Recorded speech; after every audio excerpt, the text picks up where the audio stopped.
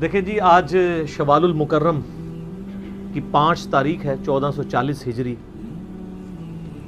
ہر عید پہ کوشش ہوتی ہے کہ کچھ نہ کچھ میسج امت تک پہنچایا جائے۔ تازہ تازہ رمضان المبارک کا مہینہ گزرا ہے اور عبادت کی وجہ سے دل بھی پسیچے ہوتے ہیں، بات سمجھ بھی آ جاتی ہے۔ باتیں کرنے کو تو بہت زیادہ ہیں، لیکن ایک کریٹیکل بات جو آج صبح میرے ذہن میں آئی وہی آپ کے ساتھ شیئر کر لیتا ہوں۔ قرآن حکیم میں ایک آیت ہے، سورہ الاعراف کی آیت نمبر 179۔ یہ قرآن حکیم میں چند سخت ترین آیات میں سے ہے، اور اس میں اللہ تعالیٰ کی طرف سے ایک بہت بڑا یونیورسل ٹروتھ اور بڑی ہی ایک ڈینجرس خبر انسانیت تک پہنچائی گئی ہے۔ اعوذ باللہ من الشیطان الرجیم، بسم اللہ الرحمن الرحیم۔ وَلَقَدْ ذَرَأْنَا لِجَهَنَّمَ كَثِيرًا مِنَ الْجِنِّ وَالْإِنسِ، اور بے شک جنوں اور انسانوں کی اکثریت ہم نے پیدا ہی دوزخ کے لیے کی ہے۔ اللہم اجرنا من النار، آمین۔ لیکن یہ اللہ نے کوئی ظلم نہیں کیا، بلکہ اللہ تبارک و تعالیٰ نے اس کی ریزن بھی بتائی ہے۔ یہ اللہ کا ایکسپرٹ اوپینین ہے کہ یہ جو انسانیت اور جنات یہاں پہ آباد ہوئے ہیں، ان میں سے الٹیمیٹلی اکثریت دوزخ میں ہی جائے گی، بڑے کم لوگ ہوں گے جو جنت میں جانے میں کامیاب ہوں گے۔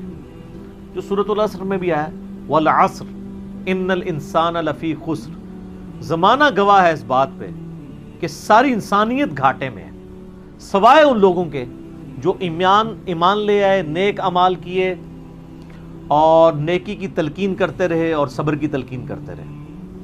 اس کے علاوہ پوری کی پوری انسانیت گھاٹے میں ہے۔ اور دیکھ لیں، زمانہ گواہ ہے کہ حضرت نوح علیہ السلام کے مخالفین تباہ و برباد کر دیے گئے، صرف 78 لوگ جو ہیں وہ کامیاب ہوئے۔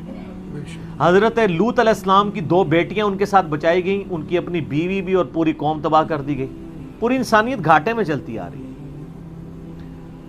سوائے ان لوگوں کے کہ جو ایمان لے آئیں گے، نیک اعمال اختیار کریں گے اور حق بات کی تلقین کریں گے اور صبر کی۔ یہاں پہ سورہ الاعراف کی آیت نمبر 179 میں ہے کہ بے شک جنوں اور انسانوں کی اکثریت پیدا ہی دوزخ کے لیے ہوئی ہے۔ بولے اعوذ باللہ تعالی۔ لہم قلوب لا یفقہون بہا، ان کو ہم نے دل دیے تھے، عقل دی تھی، لیکن وہ اس سے سوچتے ہی نہیں ہیں۔ وَلَهُمْ أَعْيُنٌ لَا يُبْصِرُونَ بِهَا، ان کو ہم نے آنکھیں دی تھیں لیکن آنکھوں سے دیکھنے کا سا دیکھنا نہیں دیکھتے، عبرت نہیں پکڑتے۔ وَلَهُمْ آذَانٌ لَا يَسْمَعُونَ بِهَا، اور ان کو ہم نے کان دیے تھے لیکن سننے والا سننا سنتے ہی نہیں ہیں۔ أُولَئِكَ كَالْأَنْعَامِ بَلْ هُمْ أَضَلُّ، ایسے لوگ چوپایوں کی مانند ہیں بلکہ ان سے بھی بدتر ہیں، جو اپنی عقل، آنکھیں اور کان استعمال کر کے حق بات تک پہنچنے کی کوشش نہیں کرتے۔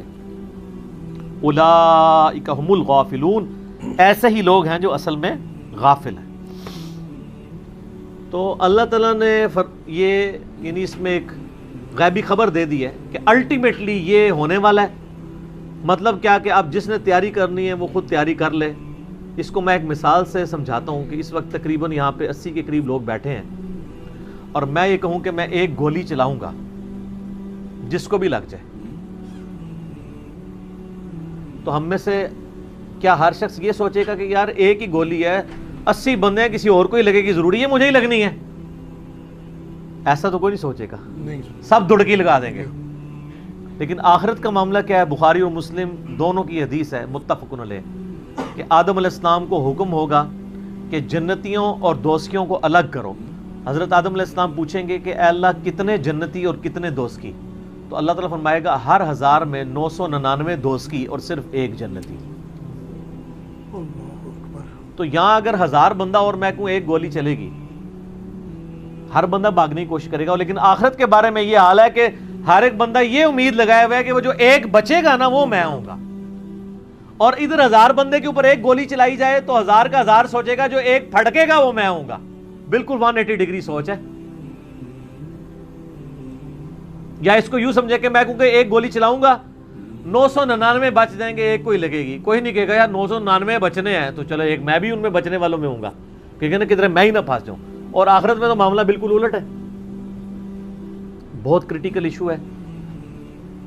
انسان کو اپنی آخرت کی فکر کرنی چاہیے، اللہ کو سیریس لینا چاہیے۔ جو لوگ دنیا میں اللہ کو سیریس لیتے ہیں وہی اپنی اصلاح کر لیتے ہیں، ورنہ اللہ تو بے پرواہ ہے۔ یقین کریں، پوری کی پوری انسانیت دوزخ میں چلی جائے اللہ کو کوئی پرواہ نہیں ہے، پوری کی پوری انسانیت جنت میں چلی جائے اللہ کو کوئی پرواہ نہیں ہے۔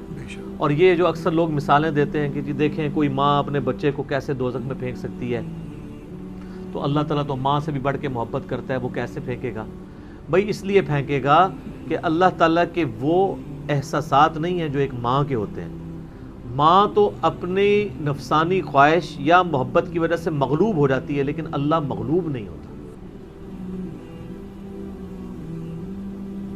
اللہ تعالیٰ کیا فرعون سے اس کی ماں سے بڑھ کے محبت کرتا ہے جو اس کا باغی ہے؟ یہ محبت تو ان لوگوں کے لیے جو اس کے تابع فرمان ہو۔ جو اللہ کے دشمن ہیں ان کے بارے میں تو اللہ تعالیٰ فرماتا ہے انا من المجرمین منتقمون، ہم مجرموں سے انتقام لے کے چھوڑیں گے۔ ان کے لیے یہ معاملہ نہیں ہے۔ ہمیں تو یہ بتایا گیا ہے اللہ تعالیٰ ایک بوڑھی نانی اماں ہے جس نے یہ ایک نعوذ باللہ ایک سسٹم چلایا ہوا ہے، اینڈ پہ سب کچھ چھوڑ دے گا۔ نہ، اگر یہ بات ہوتی تو انبیاء کرام علیہ السلام کی تعلیمات اس طرح کی نہ ہوتی کہ لوگ جو ہے وہ کیجول زندگی گزارنا شروع کرتے ہیں۔ بڑی سٹرکٹ تعلیمات ہیں۔ جامعہ ترمذی میں حدیث ہے کہ سیدنا عثمان غنی رضی اللہ تعالیٰ عنہ علیہ السلام کے بارے میں آتا ہے کہ وہ جب کبھی قبرستان جاتے تو اتنا روتے کہ ان کی داڑھی آنسوؤں سے تر ہو جاتی۔ تو اصحاب پوچھتے کہ آپ کے سامنے جب جہنم کا ذکر ہوتا ہے آپ پہ اتنی خشیت طاری نہیں ہوتی، لیکن قبرستان میں قبر کے سامنے یہ معاملات آپ کے ساتھ کیوں ہوتے ہیں؟ تو انہوں نے کہا کہ میں نے نبی علیہ السلام سے خود سنا تھا کہ قبر آخرت کی منزلوں میں سے پہلی منزل ہے، جس کی یہ منزل پھنس گئی اس کی اگلی منازل مشکل ہو جائیں گی، اور جس کی یہ منزل آسان ہوئی اس کی اگلی منازل آسان ہوتی چلی جائے گی۔ یہ وہ شخص کہہ رہا ہے جسے 3 دفعہ جنت کی بشارت ملی ہوئی ہے۔ ہمارے پاس کوئی جنت کا ٹکٹ نہیں ہے، اور ہماری بے پرواہی اپنے عروج کے اوپر ہے۔ اسی کو پنجابی میں کہا جاتا ہے نا، عقل نہ ہوئے تے موجیں ہی موجاں، عقل ہوئے تے سوچیں ہی سوچاں۔ جسے عقل نہیں ہوگی وہ موجیں مارے گا کیونکہ اسے پتہ نہیں ہے نا، لیکن جسے عقل ہوگی وہ سوچے گا کہ یار یہ معاملہ تو بڑا خطرناک ہونے والا ہے۔ صحیح بخاری میں حدیث ہے، نبی علیہ السلام نے فرمایا آپ ایک جگہ سے گزرے، کچھ اصحاب آپس میں یعنی ہنسی مذاق کرتے ہوئے ہنس رہے تھے، تو آپ کھڑے ہو گئے، آپ نے فرمایا جو کچھ میں جانتا ہوں نا اگر تم جان لیتے تو بہت کم ہنستے، زیادہ رویا کرتے۔ بہت سیریس کیس ہونے والا ہے۔ صحیح مسلم میں حدیث ہے، آپ علیہ السلام فرمایا میں نے ارادہ کیا کہ میں اللہ سے دعا کروں کہ تمہیں عذاب قبر سنوا دے۔ دکھانے والی تو کہانی ختم سر، سنوا دے، لیکن مجھے ڈر ہوا کہ اگر تم نے عذاب قبر سن لیا تم اپنے مردوں کو دفنا نہیں چھوڑ دو گے، ایسی خشیت تم پہ طاری ہو جائے گی۔ لیکن یہ اللہ تعالیٰ نے سب کچھ پردے میں رکھا ہوا ہے سر۔ صحیح بخاری میں حدیث ہے کہ میت جو ہے وہ چارپائی پہ کلام کرتی ہے، نیک میت کہتی ہے مجھے جلدی جلدی میری جگہ کی طرف لے چلو، اور جو بری میت ہے وہ چیخو پکار کرتی ہے کہ مجھے کہاں لے کر جا رہے ہو۔ اور نبی علیہ السلام کے الفاظ ہیں صحیح بخاری میں کہ زمین و آسمان کی ہر مخلوق اس کی چیخیں سنتی ہے سوائے جنوں اور انسانوں کے، کیونکہ جنوں اور انسانوں کو اللہ تعالیٰ نے غیب کے پردے میں یہ چیزیں رکھی ہیں نا، اسی کے اوپر تو جنت ہے۔ ان الذین یخشون ربہم بالغیب لہم مغفرۃ واجر کبیر، جو لوگ بن دیکھے اپنے رب سے ڈرتے ہیں ان کے لیے مغفرت ہے اور اجر کبیر ہے۔ دیکھ کے تو سب نے مان لینا ہے، پھر سر اس سے بھی آگے اگر آپ چلے جائیں، صحیح بخاری میں یہ حدیث موجود ہے کہ جب میت کو سوالات کے جوابات نہیں آتے نا تو فرشتے اس سے پوچھتے ہیں کہ تجھے سوالات کے جوابات جو نہیں آئے یہ کیا معاملہ تیرے ساتھ ہوا؟ تو وہ کہتا ہے میں تو وہی کہتا تھا جو لوگ کہتے تھے، سن سنا کے سننی، ٹنی پڑھ پڑھا کے سننی نہیں۔ تو فرشتے کہتے ہیں تو نے خود پڑھ کے سمجھنے کی کوشش کیوں نہیں کی؟ پھر فرشتے اسے ایک گرز مارتے ہیں جس سے وہ زمین کے اوپر بالکل، جس کو کہتے ہیں نا پیرلل ہو جاتا ہے، زمین کے خاک بن جاتا ہے، اور اس کی جو گرز کی اگینسٹ اس کی چیخو پکار ہے اس کو جن و انس کے علاوہ تمام مخلوقات سنتی ہیں۔ اگر یہ سن لیں تو ظاہر ہے یہ تو پھر انسان کے بچے نہ بن جائیں۔ یہ اللہ نے پردہ رکھا ہے، ورنہ تو آپ بڑے بڑے بزرگوں کو دفنا کے نکل رہے ہو نا، ان کے پردے جو ہے نا وہ جنازہ یعنی اس قبرستان کے گیٹ تک پہنچتے ہوئے ساری بزرگی کھل گئی ہو، دڑال کی آواز پیچھے سے آ جائے، ٹھیک ہے، لوگ ایسے بزرگی کا دعویٰ بھی پھر چھوڑ دیں گے، وہ ڈرتے رہیں گے نا. تو یہ اللہ نے پردے رکھے ہوئے ہیں. تو اس عید کے اوپر میں یہی پیغام دوں گا کہ اللہ کو سیریس لیں، اور سیریس لینے کا پھر مقصد یہ ہے کہ یہاں پہ ہمارے سب کانٹیننٹ میں کیا ہوتا ہے، یہاں پہ وہ پی کے والا ہی کام چل رہا ہے، دکھلاوا ہی سارا کے سارا چل رہا ہے. سب کانٹیننٹ میں انڈیا، پاکستان، بنگلہ دیش، افغانستان کے اندر یہ ہے کہ اگر کوئی شخص خدا کی طرف راستہ بھی اختیار کرتا ہے نا، تو زیادہ زیادہ کیا کرتا ہے وہ کہ وہ کسی کی ماں مر گئی، کسی کا جوان بیٹا مر گیا، کسی کو کوئی بیماری آئی، وہ اللہ کی طرف لگتا ہے تو پہلے کیا کرتا ہے، داڑھی رکھ لیتا ہے، تسبیح پکڑ لیتا ہے، مسجد کی طرف آنا شروع کر دیتا ہے، اور اس مسجد کی طرف جو اس کے محلے کی مسجد ہوتی ہے، وہ ایک پریکٹسنگ مسلمان نہیں بنتا، وہ ایک پریکٹسنگ بریلوی یا پریکٹسنگ دیوبندی یا پریکٹسنگ اہل حدیث اور شیعہ بن جاتا ہے. اگر اس کے محلے کی مسجد بریلویوں کی ہوتی ہے تو وہ ایک پریکٹسنگ بریلوی بن کے سامنے آ جاتا ہے. ہونا ہی چاہیے کہ اب تم خدا کی طرف راستہ اختیار ہی کیا تو سب سے پہلے علم حاصل کرو. انما یخش اللہ من عبادہ العلماء، اللہ کی خشیت تو اہل علم کو ہے. علم نہیں حاصل کرتے، جو جدھر لگے نا اسی طرف چل پڑتا ہے. ہونا تو چاہیے کہ آپ پہلے ہی دیکھیں کہ میں قرآن و سنت کا علم حاصل کروں، میں دیکھوں کہ یار کون سے نظریات درست ہیں، کن چیزوں کے اوپر اللہ تعالیٰ نے پکڑ کرنی ہے، کن چیزوں کے اوپر اللہ تعالیٰ نے فرائض میرے اوپر لگائے ہیں. وہ کوئی بھی علم نہیں حاصل کرتا، کوئی جدھر لگا ہے ادھر. ہمارے محلے میں نے بتایا کہ ایک پوری فیملی قادیانی ہو گئی تھی، یہ میری پیدائش سے پہلے کی بات ہے. صرف ان کے گھر اولاد نہیں ہوتی تھی، بچی پیدا ہوئی، وہ والد پہلی دفعہ گیا مسجد میں، وہ قادیانیوں کی عبادت گاہ تھی، وہ قادیانی ہو گیا، پوری نسل ان کی قادیانی ہے. یہ ہماری ٹوٹل تحقیقات ہے. ہمارے سب کانٹیننٹ کے معاشرے میں لوگ پریکٹسنگ اپنے فرقوں کے بنتے ہیں، علم حاصل نہیں کرتے. یہی وجہ ہے کہ پوری زندگی کبھی یہ نوبت ہی نہیں آتی کہ میں دیکھوں. حالانکہ دنیاوی معاملات کے اندر سب سے پہلے لوگ، کسی نے مکان بھی بنانا ہے نا، وہ کئی ٹھیکیداروں سے مشورہ کرتا ہے، کئی مٹیریل والوں کو ملتا ہے کہ کیا ہوتا ہے کہ وہ صبح مکان شروع کرا دیتا ہے، پوری فیزیبلٹی بناتا ہے، پوری پلاننگ کرتا ہے.